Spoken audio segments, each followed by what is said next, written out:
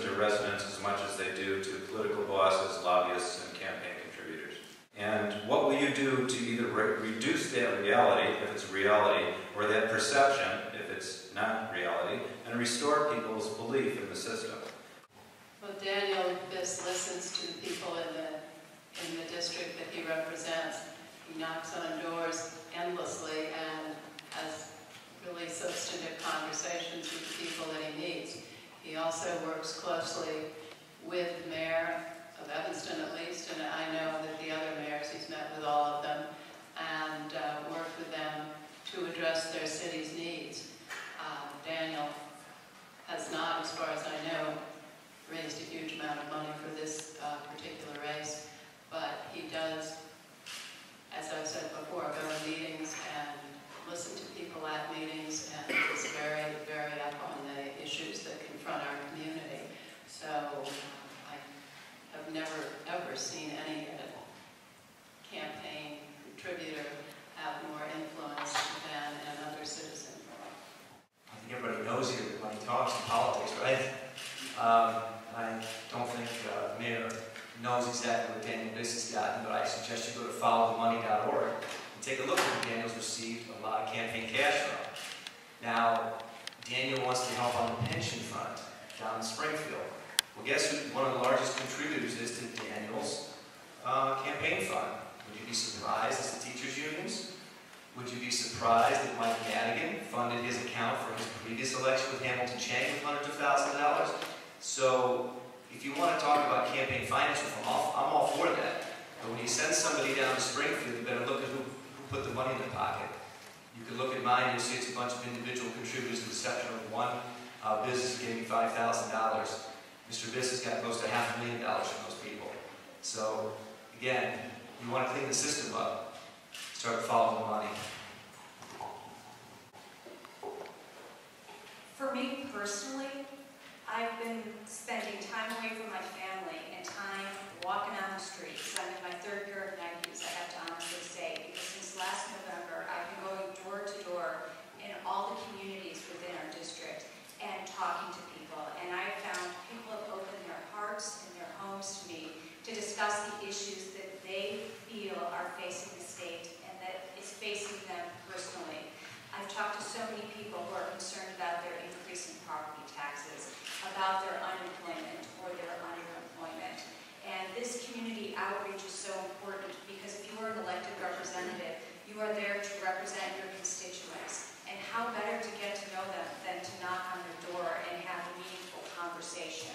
So I feel everything I have learned in this past year can only benefit the community if I'm elected to this office, because I really do feel that I have a good sense of what the needs are in our community.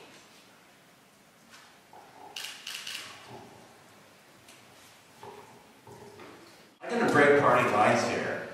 Number one, I'm going to support Governor Quinn's plan called 8 is Enough.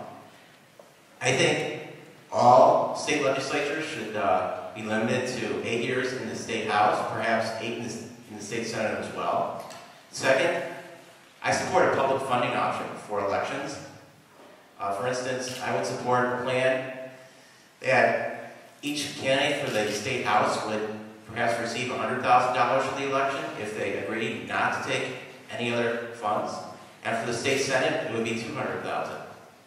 I think this will clean up a lot of the mess, and we'll see some more transparency and a lot less corruption in the government. For instance, I haven't taken any PAC money, but my opponent has. I believe that I was elected to represent the interests of all the people in the district. I have spent much time meeting with the mayors, meeting with the school boards, and meeting with many community organizations.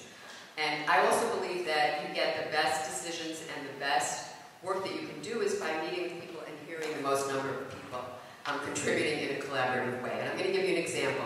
So when I was first elected, the Citizens for Greener Evanston came to me and talked to me about their interest in an offshore wind farm. And I listened to them, and what we realized is that we really needed a state law to really figure out how the lake bed could be leased and what were the parameters for setting up this offshore wind farm. We met, and and we developed legislation. We worked very hard on it together, and then we decided to pass a bill that was just going to have an offshore wind council to begin with, bring in all the interested parties throughout the state, and figure out how we were going to do this project. So we did that, and I passed the legislation, and then we had the council actually met, came up with their report, and I'm happy to say we're going to be putting in more legislation next year to actually implement the findings of the report. Okay, I can't believe anybody seriously questions whether Illinois' politicians are corrupt. You can't read a newspaper without reading about it. The Sun-Times and the Tribune have both written extensive articles about the corruption. I've read 5 books in the last 4 months about the corruption in Illinois, about the tax that we pay, the corruption tax, and loss of jobs, loss of income. So of course Illinois is corrupt, and cleaning up that corruption is the most important thing. It opens the floodgates. Breaking the back of Madigan's machine. Breaking the back of Madigan's machine. Priority number 1 if you want an honest government. And I do love when incumbents talk about all the activity that they've engaged in, meetings and conferences and legislation, but we don't see any results.